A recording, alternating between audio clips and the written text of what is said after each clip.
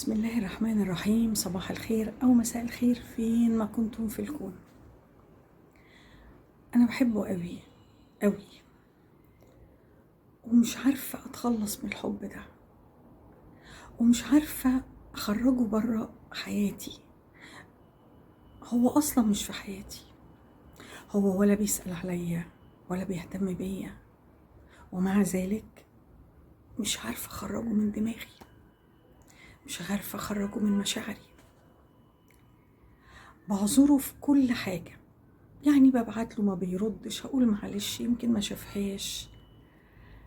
بهتم، هو ما بيهتمش، اقول معلش اكيد مشغول. يختفي بالشهور ويرجع، اعذره واقول ما هو عنده مسؤوليات كتير. طول الوقت بلاقي له اعذار، والحكاية دي اكيد بتوجعني،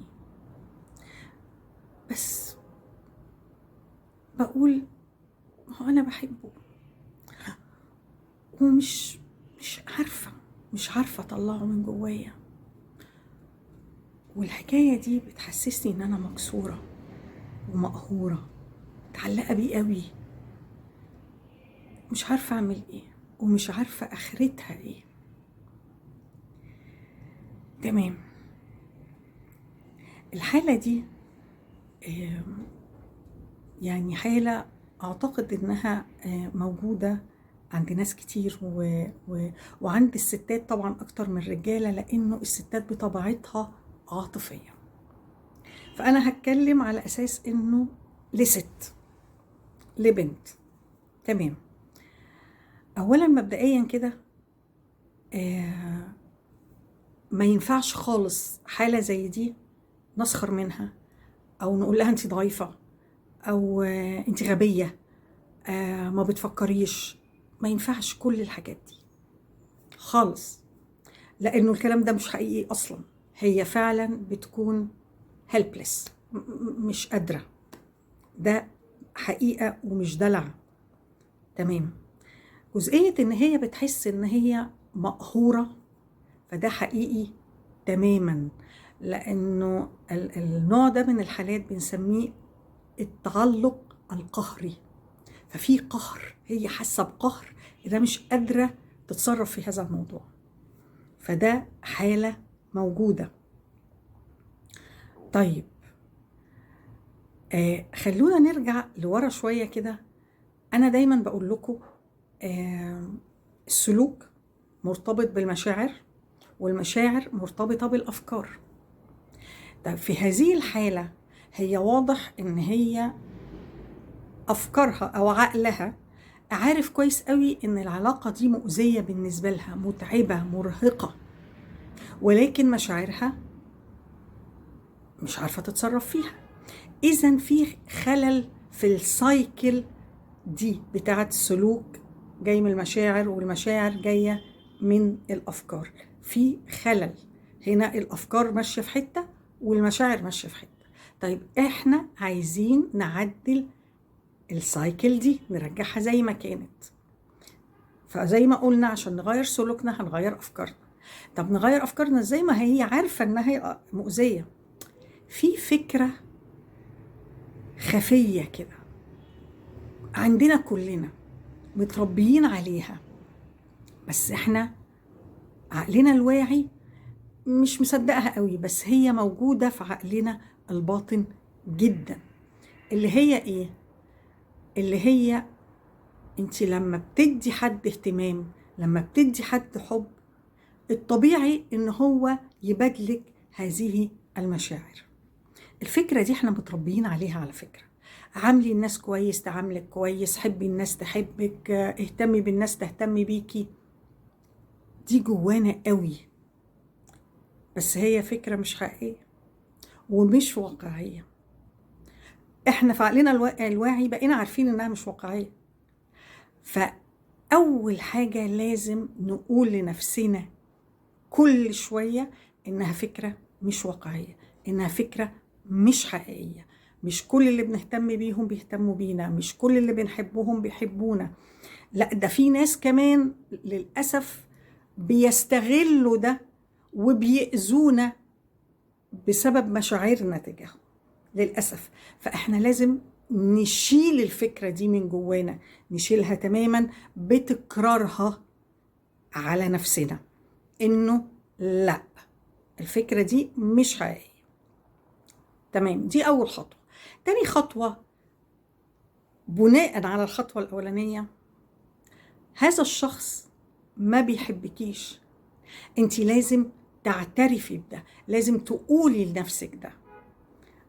هتقولي لي ازاي ما بيحبنيش؟ ما هو كل شوية امال بيرجع لي. فبيرجع لي ليه؟ معناه انه بيحبني، مش قادر يبعد عني. لا يا حبيبتي، هو بيرجع لك عشان مستخسرك، مستخسر كمية المشاعر اللي بتديها له.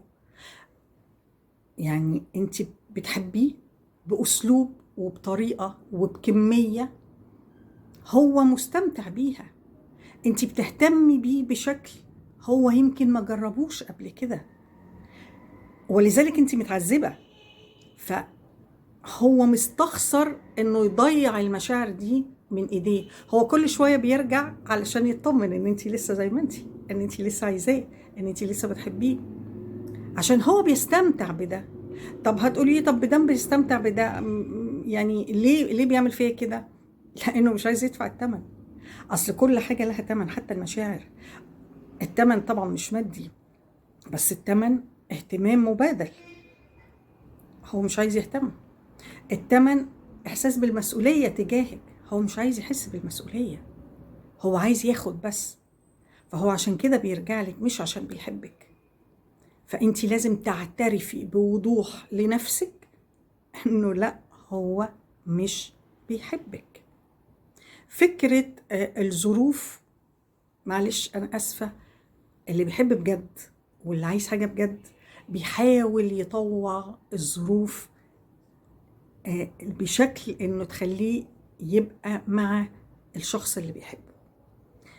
أولا لازم تبطلي تدي كم الأعذار دي، لأنه برضو اللي عايز يعمل حاجة بيعملها.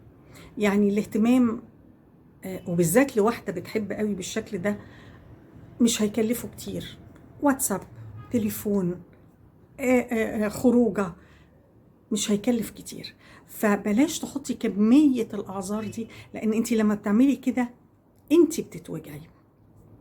طيب إذا هنلغي فكرة انه اللي يحبنا لازم، اللي بنحبه لازم يحبنا، مش شرط خالص. هنعترف ان هو مش بيحبنا، هنعترف لنفسنا بده. تمام، الحاجتين دول مهمين جدا. في حاجة تالتة كمان مهمة، اللي هي ايه؟ يمكن على مدى حياتكم جالكم ناس حبوكم، دخلوا حياتكم وانتوا ما كنتوش حاسين بيهم او مش عايزينهم او رفضتوهم. فليه مستنكرين ان انتوا ممكن تحبوا حد او تعوزوا حد وتترفضوا؟ لازم نقبل برضو فكرة انه لا، انا اترفضت، مشاعري اترفضت.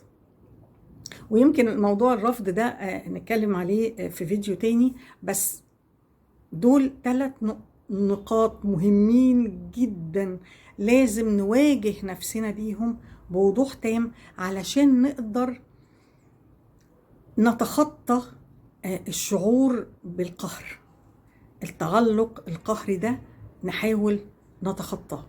وطبعا مع كل الحاجات دي في حاجة مهمة جدا، انه لازم طول الوقت ادعوا ربنا.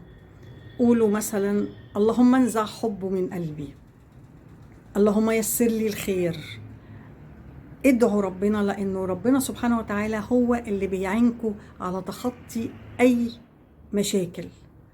ولو قدرتوا تعملوا كل الحاجات دي ان شاء الله حياتكم هتبقى سكر مع سكرات التنمية البشرية هلا سكر. ما تنسوش سبسكرايب ولايك ويا ريت شير. والسلام عليكم ورحمة الله وبركاته.